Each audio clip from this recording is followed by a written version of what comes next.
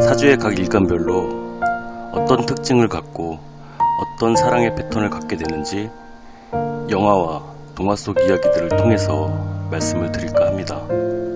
혼자이신 분이라면 앞으로 다가올 사랑을 위해 함께이신 분이라면 처음에 그 설레임들을 다시 한번 떠올려 보실 수 있는 시간이 되셨으면 합니다.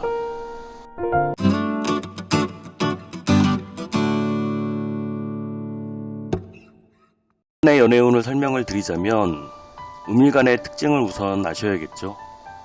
음간은 정관과 일간합하려는 속성을 가지고 있지만 자신의 식상이 관성을 거부한다는 것에 있습니다. 현재 자신의 입장과 처지에 따라 이것은 다양하게 해석이 가능해요.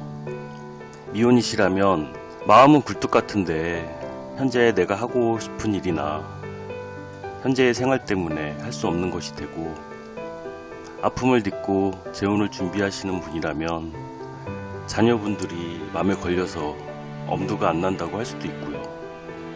또 기본적인 성향 자체도 마음은 그게 아닌데 밀쳐내게 될 수도 있죠. 이럴 때는 인성운이 와서 이 식상을 제해줘야 관성과 합이 될 수 있다는 특징이 있어요.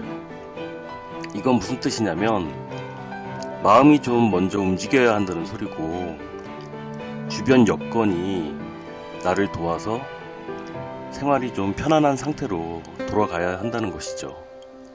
그리고 스스로 자신 또한 높은 기준의 기대치에서 벗어나 어느 정도는 좀 포기하고 그 사람 그 자체를 보게 된다는 면도 있습니다.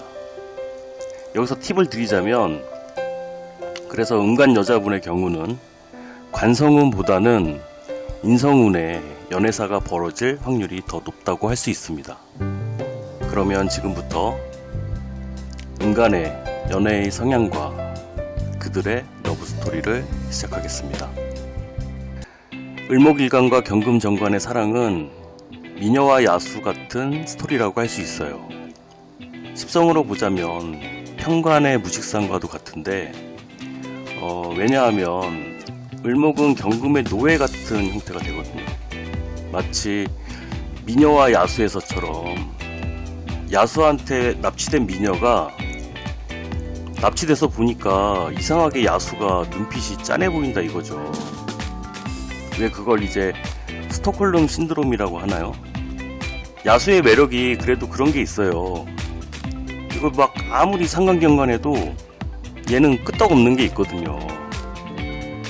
을목과 경금의 사랑에선 그래서 천간의 병화나 지지의 사화가 필요해요.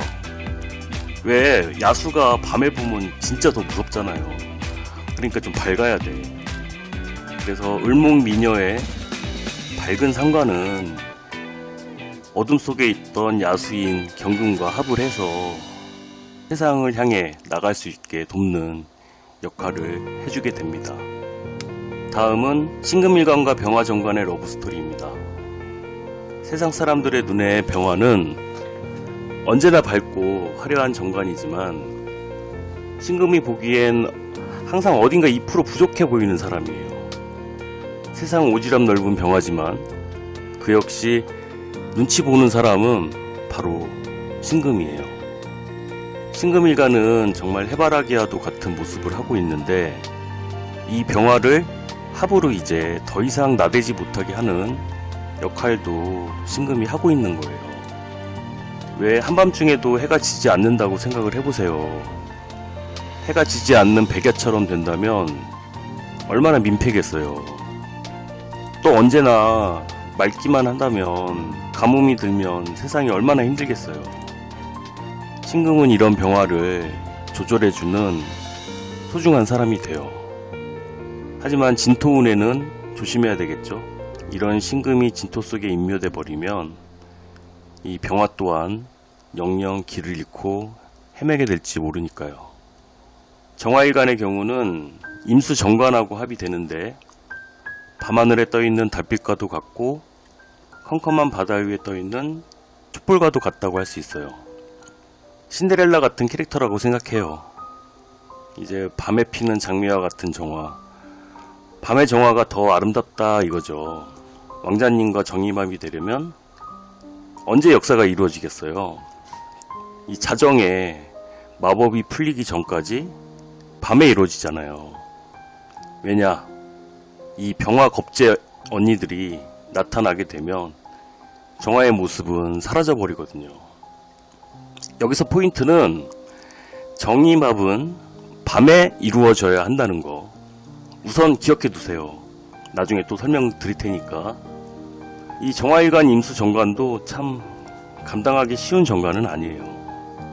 다음은 개수일관과 무토 정관의 스토리를 말씀드릴게요. 저는 개수일관을 아름다운 목소리를 도식하고 왕자님의 사랑을 얻으려 한 인어공주에 빗대어 표현하고는 해요. 무토는 높은 산이나 지구의 대기권과도 같다고 할 수 있고, 개수는 그 안에 머무는 공기와도 같은데, 이 기온이 오르게 되면 개수는 수증기가 돼서 구름이 되어 하늘로 올라가 무토와 만나게 되는 것이죠. 제가 청간합에 대해서도 설명을 드렸지만 이 과정에서 자기 자신을 잃고 물거품이 되어버리기도 해요. 무지개와 같은 숭고한 사랑을 꿈꾸지만 아이러니하게도 관의 사랑이 지지로 올 때쯤이면 개수는 무토와 떨어져 비가 되어 내려버린다는 거죠.